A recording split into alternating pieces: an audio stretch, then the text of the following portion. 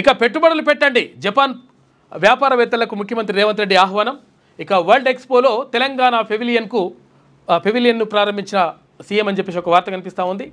తెలంగాణలో పెట్టుబడులు పెట్టండి, నవ ప్రపంచాన్ని నిర్మిద్దామని జపాన్ వ్యాపారవేత్తలను ముఖ్యమంత్రి రేవంత్ రెడ్డి ఆహ్వానించారు. రాష్ట్రంలో పెట్టుబడులకు ఉన్న అవకాశాలను ఆయన వివరించారు. జపాన్లోని ఒసాకాలో జరిగినటువంటి వరల్డ్ ఎక్స్పోలో తెలంగాణ రైజింగ్ ప్రతినిధి బృందం సోమవారం పాల్పంచుకుంది. వివిధ రంగాలకు చెందినటువంటి వ్యాపారవేత్తలు, పారిశ్రామికవేత్తలతో విడివడిగా సమావేశమైంది. మొత్తం మీద అక్కడ జపాన్ వెళ్ళేసి అసలు యాక్చువల్గా ఫ్యూచర్ సిటీకి ఇక్కడ పెట్టుబడులు తీసుకురావాలి అని చెప్పేసి భావిస్తూ ఉన్నారు.